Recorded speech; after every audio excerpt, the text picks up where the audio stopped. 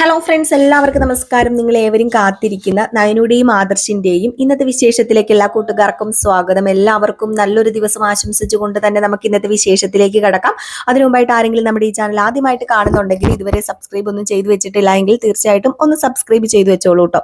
അതിനോടൊപ്പം മാക്സിമം എല്ലാവരും നമ്മുടെ വീഡിയോ ഇഷ്ടപ്പെടുന്നുണ്ടെങ്കിൽ ഒരു ലൈക്കും കൂടി അടിച്ചിട്ട് പോകാൻ മറക്കരുത്. ഇപ്പൊ തന്നെ ഒരു ലൈക്ക് അടിച്ചിട്ട് വീഡിയോ കാണണേ. അപ്പൊ നേരെ വിശേഷത്തിലേക്ക് തന്നെ കടന്നാലോ.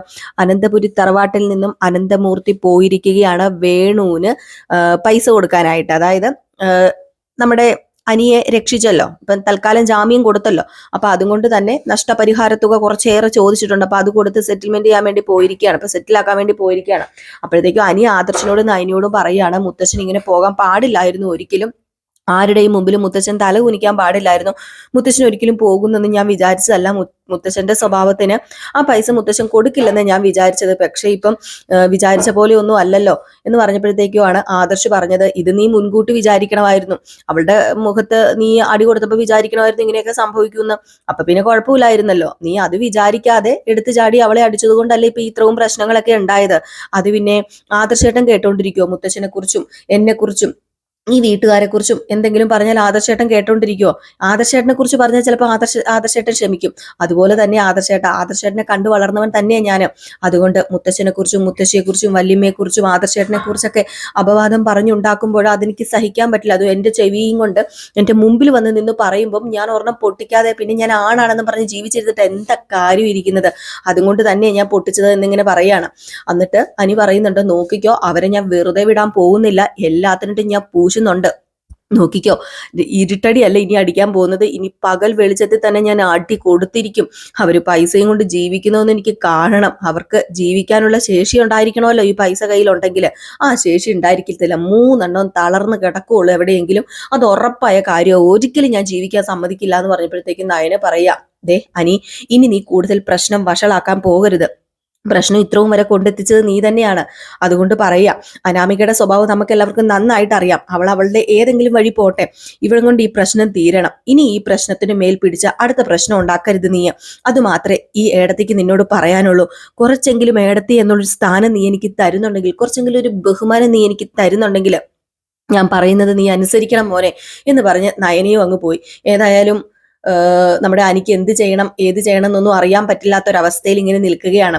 അനിക്ക് ഇനിയിപ്പം വേറൊന്നും ചെയ്യാനും പറ്റത്തില്ലല്ലോ. ഇനിയിപ്പം കേസിന് മേൽ കേസ്, ഗുലുമാല് പ്രശ്നങ്ങള്, പിന്നെ വീണ്ടും അനി കുറ്റക്കാരനാകും. അപ്പൊ ആകെപ്പാടെ കൺഫ്യൂഷൻ അടിച്ച് തലയ്ക്ക് പിരാന്ത് പിടിച്ചിരിക്കുകയാണ് കേട്ടോ അനിയെ. ഈ സിറ്റുവേഷൻ കഴിഞ്ഞ് പിന്നെ കാണിക്കുന്ന സീൻ എന്ന് പറഞ്ഞിട്ടുണ്ടെങ്കിൽ നമ്മുടെ വക്കീലും വേണും സംസാരിക്കുന്നത് തന്നെയാണ്. അപ്പം വക്കീലും വേണു ഭയങ്കര സംസാരമാണ്. 20 കോടി, കോടികളാണ് കേട്ടോ. പൈസയ്ക്കൊന്നും ഇവിടെ ഒരു വിലയില്ല. കോടിക്കണക്കിന് പൈസയാണ് വാരി വിതറാൻ പോകുന്നത്. 20 കോടി ചോദിച്ച് മേടിക്കണം വക്കീലെ. 20 കോടി കുറഞ്ഞത് ഒന്നും വേണ്ട. ഇനി ഈ 1/4 ഭാഗത്തുക വക്കീലിനുള്ളതാണ്. അത് ഞാൻ തന്നിരിക്കും. ഏതായാലും 20 കോടി കിട്ടിയേ പറ്റൂ. അങ്ങോട്ടും ഇല്ല, ഇങ്ങോട്ടും ഇല്ല, അപ്പുറത്തേക്കും ഇല്ല, മുന്നോട്ടും ഇല്ല. 20 കോടി 20 കോടി 20 കോടി എന്നും പറഞ്ഞ വേണു അവിടെ ഇരുന്ന് ചലച്ചോണ്ടിരിക്കുക. അപ്പം വക്കീല് പറയുന്നുണ്ട്, ഏറ്റു, ഞാൻ പറഞ്ഞല്ലോ ഇത്രയും വരെ നമുക്ക് കൊണ്ടെത്തിക്കാൻ പറ്റുമെങ്കിൽ ഇനി മുന്നോട്ടേക്ക് നമുക്ക് കൊണ്ടുപോകാമല്ലോ. ആ കിളവൻ ഇങ്ങ് വരട്ടെ. ആ കിളവൻ ഇങ്ങ് വന്നു കഴിഞ്ഞിട്ടുണ്ടെങ്കിൽ തരുന്നേ. ഞാൻ പറഞ്ഞല്ലോ, അവർക്ക് അഭിമാനമാണ് വലുത്. അവരുടെ അഭിമാനം രക്ഷിക്കാൻ വേണ്ടി ഈ 20 കോടി അല്ല, ചിലപ്പോൾ നമ്മൾ 50 കോടി ചോദിച്ചാലും തരും. അപ്പൊ 50 കോടി ചോദിക്കായിരുന്നല്ലേ വക്കീലെ? 50 കോടിയൊക്കെ നമുക്ക് ഇനി പതുക്കെ എന്തെങ്കിലുമൊക്കെ പറഞ്ഞ് ഇങ്ങനെ ഓരോ പ്രശ്നം ഉണ്ടാക്കി കുത്തി തിരിച്ച് നമുക്ക് മേടിച്ചെടുക്കാന്നേ. ഏതായാലും വേണു സമാധാനമായിട്ടിരിക്കുക. അങ്ങേരൊന്ന് വരട്ടെ. വന്നു കഴിയുമ്പോഴല്ലേ ഇനിയിപ്പം നമുക്ക് പൈസ കിട്ടാൻ പോകുന്നത്. 20 കോടി രൂപ. എനിക്ക് കുറച്ച് കാര്യങ്ങളൊക്കെ ചെയ്യാനുണ്ട് വക്കീലെ. ഈ 20 കോടിയിലൊന്നും ഞാൻ ഒതുക്കില്ല. ഇനിയിപ്പോ വേറെ എന്തെങ്കിലും പ്രശ്നം ഉണ്ടാക്കാൻ മോളോട് പറയണം എന്നൊക്കെ പറഞ്ഞ് ഇങ്ങനെ വലിയ പ്ലാനൊക്കെ ചെയ്തുകൊണ്ടിരിക്കുമ്പോഴാണ് നമ്മുടെ മൂർത്തി കയറി വരുന്നത്. മൂർത്തി കയറി വന്നതും വക്കീൽ ഇങ്ങനെ എണീക്കാൻ തുടങ്ങുമ്പോ, അയ്യോ വേണ്ട വക്കീലെ, എണീക്കണ്ട. എന്തിനാ വക്കീൽ വെറുതെ എന്നെ കണ്ടിട്ട് എണീക്കുന്നത്? ഇപ്പൊ ഞാൻ നിങ്ങളുടെ മുമ്പിൽ ഒരു ദാസി മാത്രമാണ് എന്ന്. അപ്പൊ വേണുവാണെങ്കിൽ കാലുമേ കാലൊക്കെ വെച്ച് മൂർത്തിനെ കണ്ടിട്ട് ഒരു ബഹുമാനം ഇല്ലാതെ ഇങ്ങനെ ഇരിക്കുവാണ്. അല്ലെങ്കിലും ഇയാളെയൊക്കെ കണ്ടിട്ട് ആരാ എണീക്കുന്നത്? എന്റെ മകളുടെ കർണക്കുറ്റി അടിച്ച് പൊട്ടിച്ചിട്ടില്ല ഇയാളുടെ കൊച്ചുമോന്. മാത്രമല്ല എനിക്കിനി ബഹുമാനിക്കേണ്ട ഒരു കാര്യവും ഇല്ല എന്നൊക്കെ പറഞ്ഞ് വേണു ഇങ്ങനെ ഇരിക്കുകയാണ്. അപ്പോഴത്തേക്കും വേണുവിനോട് പറയാ, അല്ല താൻ ബഹുമാനിക്കേണ്ടടോ, താൻ ബഹുമാനിക്കേണ്ട. കാരണം എന്റെ ഭാഗത്താണ് തെറ്റ്. ഞങ്ങളുടെ കുടുംബത്തിലെ കുട്ടിയുടെ ഭാഗത്താണ് തെറ്റ്. അതുകൊണ്ട് താൻ ബഹുമാനിക്കേണ്ട, ആരും ബഹുമാനിക്കേണ്ട, എല്ലാവരും ഇങ്ങനെ ഇരുന്നാൽ മാത്രം മതി, എന്നെ കണ്ടിട്ട് ബഹുമാനിക്കണമെന്നൊന്നും ഞാൻ പറയുന്നൊന്നും ഇല്ലല്ലോ എന്നൊക്കെ ഇങ്ങനെ പറഞ്ഞു. അപ്പോഴത്തേക്ക് വക്കീല് പറഞ്ഞു, എങ്കിൽ പിന്നെ നമുക്കൊരു കാര്യം ചെയ്യാം, ഡീലിലേക്ക് അങ്ങ് കടക്കാം അല്ലേ മൂർത്തി സാറേ? ആ, കടന്നേക്കാം. എന്താണ് നിങ്ങളുടെ ഡീല്? എന്താണ് ലാസ്റ്റ് തുക? അതൊന്ന് പറയാ. 20 കോടി രൂപ. ഈ 20 കോടി രൂപ വേണുവിന് കൊടുത്തു കഴിഞ്ഞിട്ടുണ്ടെങ്കിൽ ഈ കേസുമായിട്ട് പിന്നെ ഒരു ബന്ധവും ഇല്ല, ഈ കേസ് പിൻവലിക്കാതാണ് വേണു പറഞ്ഞിരിക്കുന്നതെന്ന് പറഞ്ഞപ്പോ, അപ്പൊ 20 കോടി രൂപയല്ലേ? ഷോ, അതിച്ചിരി കുറഞ്ഞു പോയില്ലേ വേണു? അത് കൂടുതൽ തരണമെങ്കിലേ ദേ നിങ്ങൾ കൂടുതൽ തന്നേരെ, ഞങ്ങളിങ്ങ് മേടിച്ചോളാം. അതെ, കളിയാക്കരുത് കേട്ടോ. എന്റെ മോളുടെ കവിളിലെ ഫോട്ടോ കോപ്പി എടുത്ത പോലെയാ വിരളിങ്ങനെ പതിഞ്ഞു കിടക്കുന്നത്. നിങ്ങളുടെ കൊച്ചുമകൻ തല്ലിയ പാട് ഒരിക്കലും സഹിക്കില്ല എന്റെ മോളത്. അതുകൊണ്ട് ഞാൻ പറഞ്ഞ മോളെ ഇപ്പൊ ഈ കേസിൽ നിന്ന് പിൻവലിപ്പിക്കാന്ന് തന്നെ സമ്മതിപ്പിച്ചത്. അതുകൊണ്ട് ഞാൻ ഒരു കാര്യം കൂടെ പറഞ്ഞേക്കുവാ. ഈ 20 കോടി രൂപ തന്നില്ല എങ്കില് ഉറപ്പായിട്ടും ദേ നിങ്ങളുടെ കൊച്ചുമകൻ ജയിലിൽ പോയി കിടക്കും. അയ്യോ, അങ്ങനെയൊന്നും പറയരുതേ. ഞങ്ങളുടെ കൊച്ചുമകൻ ജയിലിൽ പോയി കിടന്നാലേ അത് അനന്തപുരി തറവാട്ടുകാർക്ക് ക്ഷീണമാ, ഞങ്ങളുടെ അഭിമാനത്തിന് അത് കോട്ടം തട്ടുന്ന കാര്യമാ. അതുകൊണ്ട് അങ്ങനെയൊന്നും പറയാൻ പാടില്ല. അപ്പൊ വക്കീല് പറഞ്ഞു, അതൊക്കെ ഞാൻ പറഞ്ഞു മനസ്സിലാക്കിയിട്ടുണ്ട് വേണുവിനോട്. ഏതായാലും കൊണ്ടുവന്നത് എത്രയാന്ന് വെച്ചാല് അതങ്ങ് കൊടുത്തേക്ക് എന്നിങ്ങനെ വക്കീല് പറയാണ്. അപ്പൊ വക്കീൽ ഇത് പറഞ്ഞു കേട്ടപ്പോഴത്തേക്കും, കൊണ്ടുവന്നത് കൊടുക്കണമല്ലോ അല്ലെ, കൊണ്ടുവന്നത് തികച്ചും അങ്ങ് കൊടുത്തേക്കാം. 20 കോടിയല്ല, അതിൽ കൂടുതലായിട്ടുള്ളതുണ്ട്, ഏതായാലും അത് കൈയോടുകൂടി അങ്ങ് തന്നേക്കാം എന്നിങ്ങനെ നമ്മുടെ മൂർത്തി പറഞ്ഞിട്ട് മൂർത്തി നേരെ വേണുവിന്റെ അടുത്ത് ചെന്ന് നിൽക്കുക. ഇപ്പൊ 20 കോടി രൂപ കിട്ടുന്നോർത്ത് വേണുവിന്റെ മനസ്സിങ്ങനെ തിളച്ച്, എന്താ പറയാ, സന്തോഷം കൊണ്ട് തിളക്കുകയാണ് കേട്ടോ. അതുപോലെ ഇപ്പൊ 20 കോടി രൂപ കിട്ടൂലോ. അപ്പൊ അതുകൊണ്ട് തന്നെ നമ്മുടെ വേണു ഇങ്ങനെ എണീറ്റ് 20 കോടി രൂപ മേടിക്കാൻ വേണ്ടി എണീക്കുകയും പെട്ടെന്ന് ആനന്ദപൂർത്തി കാരണക്കൂറ്റി നോക്കി ഒരൊറ്റ അടി കൊടുക്കായിരുന്നു കേട്ടോ. ഇത് കൊടുത്തതും വേണു അങ്ങ് സ്തംഭിച്ചു പോയി. വേണു അങ്ങനെ പെട്ടെന്ന് ഇങ്ങനെ നിന്നിട്ട്, താൻ എന്താണോ ഈ കാണിച്ചതെന്ന് ചോദിച്ചപ്പോഴത്തേക്കും, മിണ്ടിപ്പോകരുത്, ഇത്രയും നാളും മൂർത്തി സാറേന്ന് വിളിച്ച നാവും കൊണ്ട് താനെന്ന് വിളിക്കാൻ നിനക്ക് നാണമില്ലടാ. നാണം കെട്ടവനെ കുടുംബമായിട്ട് ഇറങ്ങിയിരിക്കുക, നഷ്ടപരിഹാരത്തുക പോലും നാണമുണ്ടോ നിനക്കൊക്കെ? പരിഹാരത്തുക എന്ന് പറഞ്ഞുകൊണ്ട് ഇറങ്ങാന് ഒരു പെണ്ണിനെ മനഃപൂർവ്വം ഒരു വലിയ വീട് നോക്കി വിവാഹം കഴിപ്പിച്ച് വിട്ട് അവിടെ നിന്ന് കിട്ടാവുന്നത് അത്രയും ഊറ്റാമെന്ന് വിചാരിച്ചുവെങ്കിൽ അത് വെറും തോന്നലാണ്, തോന്നൽ. ഇനി വേണോടാ എരപ്പേ നിനക്ക് നഷ്ടപരിഹാര തുക, ഇനിയും തരാടാ നിനക്ക് എന്ന് അനന്തമൂർത്തി പറഞ്ഞു. ഏതായാലും വക്കീൽ അവിടെ പേടിച്ച് നിൽക്കുമ്പോ വക്കീലിനോട് പറഞ്ഞു, തനിക്ക് ഞാൻ അടി തരാത്തത് വേറൊന്നും കൊണ്ടുമല്ല, തന്റെ പ്രൊഫഷനാണിത്, അതുകൊണ്ട് മാത്രമാ തനിക്ക് തരാത്തത്, ഇല്ലെങ്കിൽ തനിക്ക് ഞാൻ തന്നേനെ.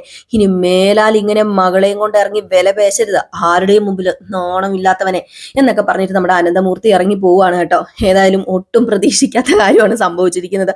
ഇപ്പൊ 20 കോടി രൂപ കിട്ടുമെന്ന് ഓർത്തിരുന്ന നമ്മുടെ വേണു ആണെങ്കിൽ ഉള്ള അടിയും മേടിച്ചുകൊണ്ട് പോകേണ്ട ഒരു അവസ്ഥയാണ് വന്നിരിക്കുന്നത്. ഏതായാലും ഈ സീൻ കഴിഞ്ഞ് നമ്മുടെ അനന്തപുരി തറവാട്ട് വലിയ ഭൂകമ്പം നടക്കുകയാണ്. അയ്യോ, ജലജയ്ക്കാണെങ്കിൽ ഭയങ്കര വെപ്രാളോ.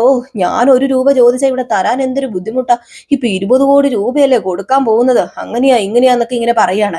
ഈ ഒരു സമയത്താണെങ്കിൽ ജാനകി പറയുന്നുണ്ട്, എനിക്കറിയാം ഇതൊക്കെ അവളുടെ കളിയാ, അവളുടെ ആ നയന ഇവിടെ ഓരോന്ന് പറയും, അതാണല്ലോ ഇപ്പൊ അച്ഛനും കേട്ടോണ്ടിരിക്കുന്നത്. അവൾ എന്ന് കയറി വന്നോ അന്ന് ഇവിടെ മുടിയാൻ തുടങ്ങിയതാ, അതുകൊണ്ടാണല്ലോ ഇത്രയും പ്രശ്നമൊക്കെ ഉണ്ടായത്. ഇല്ലെങ്കിൽ എന്റെ കുഞ്ഞു അനാമികയും നല്ല രീതിയിൽ ജീവിച്ചേനെ. അവന് വല്ല ആവശ്യം ഉണ്ടായിരുന്നോ ആ പെണ്ണിന്റെ മുഖത്ത് പോയി തല്ലേണ്ടത്? ഞാൻ നോക്കിക്കോ, അവളെ ഇങ്ങോട്ട് കൂട്ടിക്കൊണ്ട് വരും, എന്നിട്ട് അനാമികേനെ അനിയുടെ പെണ്ണായിട്ട് തന്നെ ഇവിടെ വാഴിക്കും.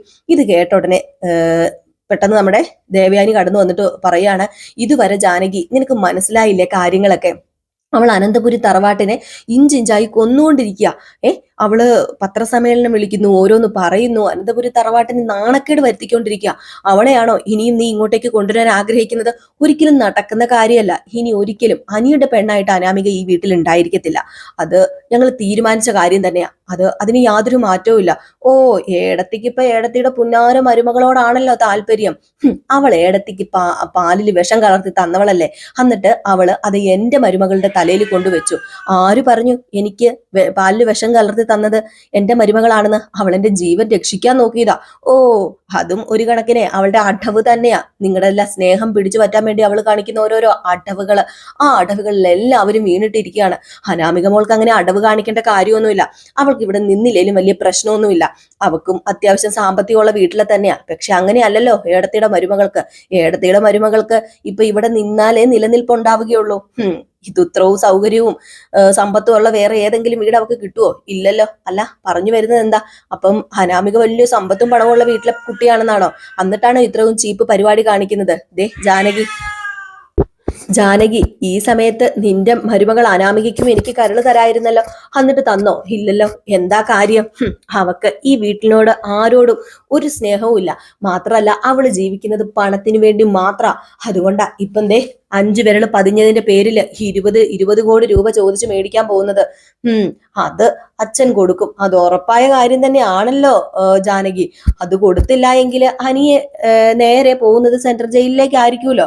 അപ്പൊ അതുകൊണ്ട് അത് കൊടുക്കുക തന്നെ ചെയ്യും. ഇവിടെ നമ്മൾ വല്ലതും പൈസ ചോദിച്ചാലാണല്ലോ തരാൻ പറ്റാത്തതെന്ന് പറഞ്ഞ് ജലജ അതിന്റെ ഇടയിൽ കയറി കിടന്ന് പിന്നെ കളിക്കാണ് കേട്ടോ. കാരണം ജലജയ്ക്ക് ഇത്തിരി 5 പൈസ എവിടെന്നെങ്കിലും കിട്ടാമെന്ന് നോക്കി നടക്കാണല്ലോ. അപ്പൊ 20 കോടി രൂപ വേണുവിനൊക്കെ കിട്ടുമെന്ന് ഓർത്തിട്ട് ഭയങ്കരമായിട്ട് ടെൻഷൻ അടിച്ചുകൊണ്ടിരിക്കുക. അപ്പൊ ഈ ഒരു സമയത്താണെങ്കിൽ നമ്മുടെ രേവതിയും അനാമികയാണെങ്കിൽ ഇപ്പൊ 20 കോടി രൂപ കൊണ്ടുവരും. എന്റെ ഈശ്വര, 20 കോടി രൂപ കൊണ്ടുവരും. അച്ഛനൊരു 2-3 കോടി രൂപയുടെ കടവല്ലേ ഉള്ളത്. ബാക്കി പൈസ മുഴുവനും നമുക്ക് അയ്യോ എന്റെ പേരിലെ എന്റെ പേര് കൊണ്ട് ബാങ്കിൽ ഇടണം. അത് കഴിഞ്ഞിട്ട് വേണം എന്റെ ചെക്കനെ വിവാഹം കഴിച്ച് എനിക്ക് സുഖമായിട്ട് ജീവിക്കാൻ. എടി പെൺകൊച്ചെ, നീ കുറച്ചെങ്കിലും പൈസ ഞങ്ങൾക്ക് തന്നിട്ട് പോണം കേട്ടോ. ഇനി എന്തിനാ നിങ്ങൾക്ക് പൈസ? ഈ വയസ്സാം കാലത്ത് നിങ്ങൾക്ക് പൈസയുടെ ആവശ്യമൊന്നുമില്ല. ഞാൻ നിങ്ങളുടെ കാര്യങ്ങളൊക്കെ നോക്കിക്കോളാം. എനിക്കറിയാം, നിന്റെ സ്വഭാവം എനിക്ക് നന്നായിട്ട് അറിയാം. നീ ആരാ മോളെന്ന് എനിക്ക് അറിയാലോ. എടി, ഇത്രയൊക്കെ നിന്റെ അച്ഛൻ ചെയ്തു തരുന്നത് നീ നന്നായിട്ട് ജീവിക്കാൻ വേണ്ടിയാ. അപ്പൊ നീ നിന്റെ അച്ഛനെയും അമ്മേനെയും കൂടെ നോക്കിയില്ലെങ്കിൽ നിങ്ങളെ ഞാൻ നോക്കുന്നില്ല എന്നൊന്നും പറഞ്ഞില്ലല്ലോ. പക്ഷെ പൈസ തൊട്ട് കളിക്കാൻ ഞാൻ സമ്മതിക്കത്തില്ല. ഞാൻ കഷ്ടപ്പെട്ട ദേ ഈ 20 കോടി രൂപ മേടിക്കുന്നത്. അപ്പം ദേ നിന്റെ അച്ഛൻ ഇതിന്റെ പിറകിൽ ഒരു കഷ്ടപ്പാടും ഇല്ലെന്നാണോ നീ ഓർക്കുന്നത്? ഇപ്പോഴും അയാൾ കയറി ഇറങ്ങിക്കൊണ്ടിരിക്കുക, പോലീസ് സ്റ്റേഷനും കോടതിയൊക്കെ. ഏതായാലും ഞാൻ തരുന്നുണ്ട്, നിങ്ങൾക്ക് തരാതിരിക്കത്തൊന്നുമില്ല. എന്റെ അമ്മയ്ക്കും അച്ഛനും ഞാൻ തരാതിരിക്കുവോ? ഏതായാലും നമ്മൾ വിചാരിച്ച പോലെ കാര്യങ്ങളൊക്കെ നടന്നല്ലോ. ഇനിയിപ്പം ആ നന്ദു അനി വിവാഹം കഴിച്ചാലും കുഴപ്പമില്ലാത്തൊരവസ്ഥ എനിക്ക്. കാരണം നമുക്ക് കിട്ടാനുള്ളത് കിട്ടിയല്ലോ. ഏതായാലും ഈ സമയത്ത് കിട്ടാനുള്ളത് മേടിച്ചോണ്ട് നമ്മുടെ വേണു വണ്ടിയിൽ ഇങ്ങനെ വന്ന് ഇറങ്ങാണ്.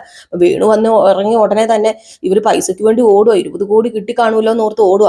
ചെന്ന് നോക്കിയപ്പോഴത്തേക്കും 5 വിരൽ പതിഞ്ഞു കിടപ്പുണ്ട് കാരണക്കുറ്റിക്കിട്ട്. അപ്പൊ വേണുവിന്റെ ആ ഒരു ബോഡി ലാംഗ്വേജും ആ മൊത്തം ഒരു ഇതൊക്കെ കണ്ടു കഴിഞ്ഞപ്പോഴത്തേക്ക് തന്നെ മനസ്സിലായി നമ്മുടെ രേവതി ചോദിച്ചു, എന്ത് പറ്റി വേണുട്ടാ, ഇതെന്താ മുഖത്തൊരു പാട്?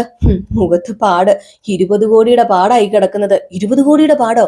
അല്ല, എന്നിട്ട് പൈസ എന്ത് ചേച്ചാ? അച്ഛാ പൈസ കണ്ടില്ലല്ലോ. ഓ, അവളുടെ ഒരു അത്യാർത്ഥി കണ്ടില്ലേ? അച്ഛന്റെ കർണക്കുറ്റിയിലെ പാട് കണ്ടിട്ട് അത് ചോദിക്കാൻ അവക്ക് നേരമില്ല. പൈസ പൈസ പൈസ. അല്ല അച്ഛാ, പൈസ കിട്ടിയില്ലേ? അപ്പം 20 കോടി രൂപ പോയിട്ട് ഒന്നും കിട്ടിയില്ല.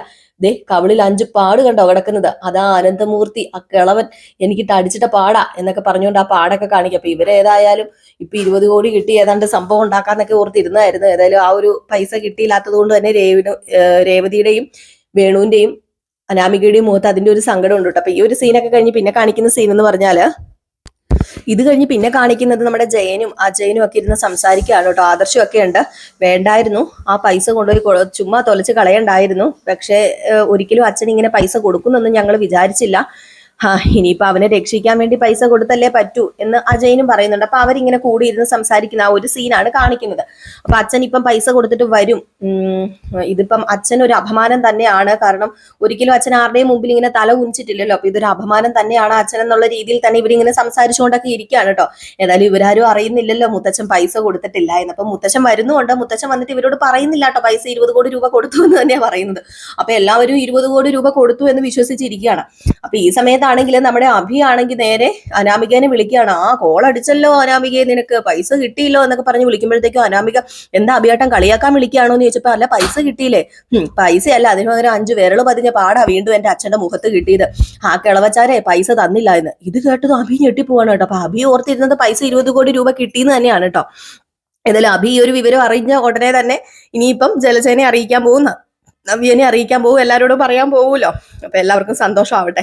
ഏതായാലും 20 കോടി രൂപ പോയി എന്ന് ഓർത്തുകൊണ്ട് തന്നെ 20 കോടി രൂപ പോയാലും കുഴപ്പമില്ല, അത് അനാമികയുടെ കയ്യിൽ കിട്ടിയെന്ന് പറഞ്ഞുകൊണ്ടുള്ള ആ ഒരു പരിഭവമായിരുന്നു അനന്തപുരി തറവാട്ടിലെ എല്ലാവർക്കും. അപ്പൊ ഏതായാലും നമുക്ക് കാത്തിരുന്ന് തന്നെ കാണാം. ഈ ഒരു സീൻ കാണിച്ചിട്ടാണ് ഇന്നത്തെ വിശേഷം അവസാനിക്കുന്നത്. അപ്പൊ എല്ലാവരും കാത്തിരിക്കുക. എല്ലാവർക്കും വീണ്ടും നല്ലൊരു ദിവസവും ഒക്കെ ആശംസിച്ചുകൊണ്ട് നിർത്തുകയാണ്. അപ്പൊ എല്ലാവരും നമ്മുടെ വീഡിയോ ഇഷ്ടപ്പെട്ടിട്ടുണ്ടെങ്കിൽ തീർച്ചയായിട്ടും ഒരു ലൈക്ക് അടിച്ചിട്ട് പോകാൻ മറക്കരുത്. ഇപ്പൊ തന്നെ ഒരു ലൈക്ക് അടിച്ചിട്ട് പൊക്കോളൂ കേട്ടോ. ആരെങ്കിലും ആദ്യമായിട്ട് കാണുന്നുണ്ടെങ്കിൽ ഒന്ന് സബ്സ്ക്രൈബ് ചെയ്തും കൂടെ വെച്ചോളൂ. അപ്പൊ ടാറ്റാ, ബൈ ബൈ.